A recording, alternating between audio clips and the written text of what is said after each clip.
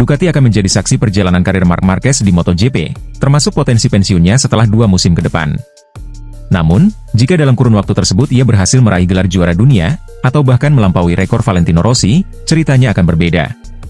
Richard Joffe, pengamat MotoGP, menyatakan Marc punya waktu 2 tahun untuk tidak hanya menyamai gelar juara dunia Rossi, tetapi juga melampauinya. Saat ini, Marc Marquez telah mengoleksi 6 gelar juara dunia MotoGP bersama Repsol Honda selama 11 tahun, sedangkan Valentino Rossi memegang 7 gelar dengan tim yang berbeda. Sayangnya, performa motor Honda RC213V yang semakin kurang kompetitif, ditambah cedera panjang yang dialami Marquez, membuatnya tertinggal dalam mengejar rekor The Doctor. Akibatnya, ia memutuskan pindah ke Gresini Racing setahun lebih awal dari kontraknya dengan Honda. Musim ini, menjadi titik balik bagi Marquez di MotoGP, setelah bergabung dengan tim satelit Ducati. Meski lama menggunakan Honda RC213V, ia mampu menaklukkan Ducati Desmos edisi EP23 dengan cepat, dan bahkan bersaing dengan Desmos edisi JP24. Hasilnya, ia meraih posisi ketiga di klasemen akhir musim dengan 392 poin, 10 podium, dan 3 kemenangan. Catatan ini mengungguli Enea Bastianini dari tim pabrikan Ducati, yang hanya mencatat 2 kemenangan, 9 podium, dan 386 poin. Performa gemilangnya bersama Gresini membuat Ducati Corse resmi mengontrak Marc Marquez untuk musim 2025-2026, meski baru 7 seri berjalan. Dengan motor baru Desmos edisi JP25, peluang Marquez untuk kembali menjadi juara dunia semakin besar, mengingat ia sudah tampil luar biasa dengan JP23. Namun, perjalanan ini tidak akan mudah, karena Francesco Bagnaia, rekan setimnya yang juga murid Valentino Rossi, siap menjadi pesaing berat. Target besar Marc Marquez adalah menjadi juara dunia pada musim 2025 dan 2026, tambah Joffe. Sebagai informasi, hingga saat ini, belum ada pembalap yang berhasil memecahkan rekor Giacomo Agostini dengan 8 gelar juara dunia MotoGP, yang diraih pada periode 1966 hingga 1975.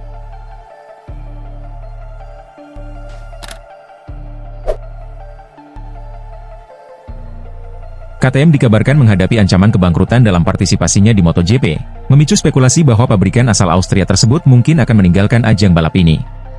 Laporan terbaru menyebutkan bahwa KTM telah menunda proyek motor sesuai regulasi baru yang direncanakan untuk MotoGP 2027. Masalah ini bermula dari krisis finansial yang melanda perusahaan induknya, KTM AG, serta anak perusahaan seperti KTM Components dan KTM Research and Development. Akibatnya, lebih dari 3.600 karyawan terancam kehilangan pekerjaan. Menurut laporan Motorsport, total utang KTM AG bersama anak perusahaannya mencapai 2,9 miliar euro, di mana 1,8 miliar euro adalah utang KTM AG sendiri. Untuk mengatasi krisis ini, KTM telah melakukan perombakan organisasi, termasuk menghapus 500 pekerjaan tambahan sebelum akhir tahun, dan merumahkan ratusan karyawan selama 2024. Mereka juga mengurangi produksi dan memberlakukan pengurangan jam kerja, setelah sekitar 100.000 unit motor tidak terjual. Proyek-proyek mahal, seperti partisipasi di MotoGP yang memakan biaya 70 juta euro per musim, menjadi sorotan. Jumlah tersebut belum termasuk anggaran untuk program pembinaan pembalap muda seperti Moto3, Moto2, dan Red Bull Rockies Cup. Untuk menekan biaya, KTM telah memotong dukungan finansial untuk tim-tim di kelas bawah MotoGP, dan mengalihkan dana tersebut ke tim satelit. Selain itu, mereka sedang mengevaluasi keterlibatan di Red Bull Rockies Cup, karena banyak pembalap yang akhirnya berlaga untuk pabrikan lain.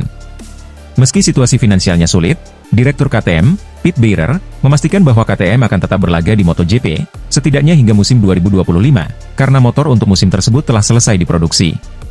Beruntung, motor untuk musim depan sudah siap di bengkel. Awal musim 2025 telah terorganisir, dan ini sangat membantu kami dalam situasi saat ini, ujar Beirer.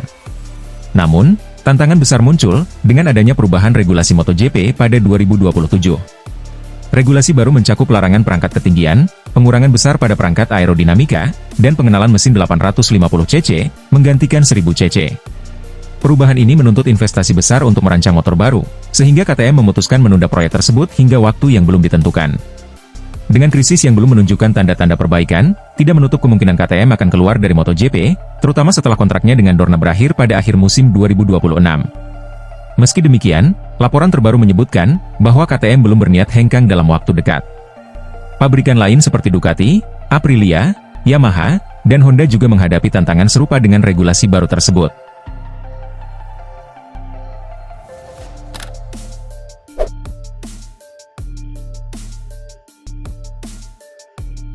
Fabio Quartararo menyebut MotoGP 2024 sebagai musim terbaiknya di kelas utama, meskipun hasil yang diraih lebih buruk dibanding musim-musim sebelumnya. Pada awal tahun, Quartararo memperbarui kontraknya dengan Yamaha, setelah menolak tawaran pindah ke Aprilia, satu-satunya pabrikan selain Ducati yang berhasil memenangkan balapan di musim ini. Yamaha sendiri telah mengalami penurunan performa sejak paruh kedua musim 2022. Namun, Quartararo merasa tim ini tidak hanya mampu menghentikan penurunan tersebut, tetapi juga memberinya kesempatan untuk tampil lebih maksimal. Meskipun motor YZR M1 kurang kompetitif, ia merasa berhasil meningkatkan kemampuannya lebih dari sebelumnya. Dalam hal cara mengendarai motor dan bekerja dengan tim, menurut saya ini adalah musim terbaik, ungkap Quartararo. Musim ini juga menjadi yang pertama baginya, tanpa satupun podium, seperti terlihat di Grand Prix Solidaritas yang menjadi seri penutup tahun ini.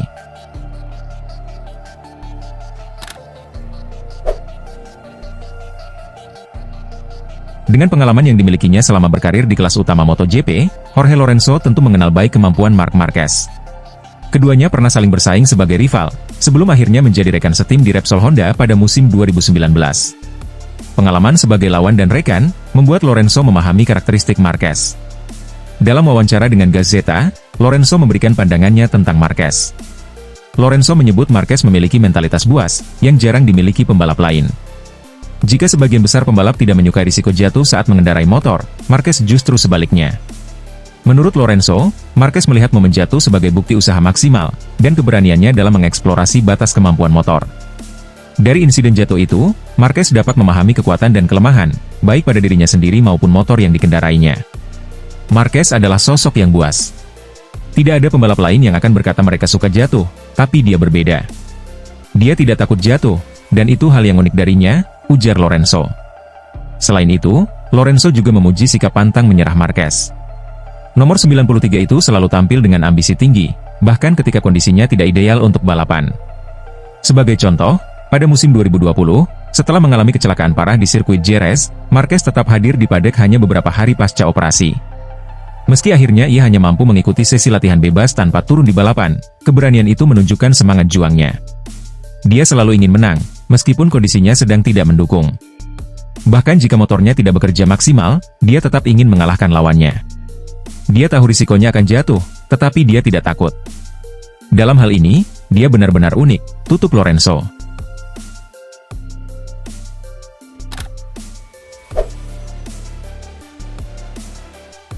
Jorge Martin, yang tahun ini berhasil menjadi juara dunia MotoGP bersama Ducati, memutuskan untuk bergabung dengan tim pabrikan Aprilia untuk musim 2025. Martin telah mencoba langsung motor Aprilia RSGP, dalam sesi tes resmi pada 19 November 2024. Setelah merasakan motor barunya, pembalap berjuluk Martinator ini memiliki gambaran awal mengenai target yang ingin dicapai bersama Aprilia.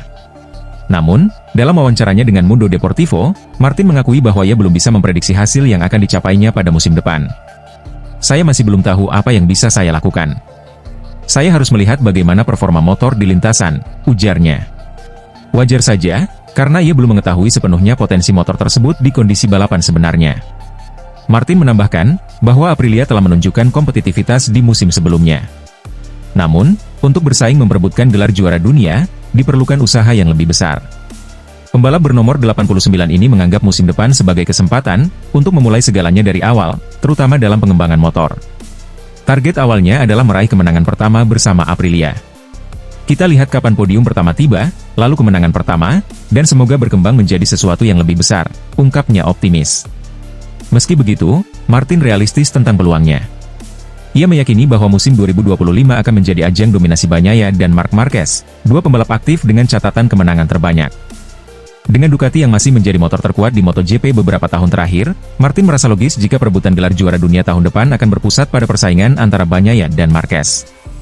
Martin sendiri berharap bisa kembali menjadi penantang serius dalam perebutan gelar juara dunia pada musim 2026.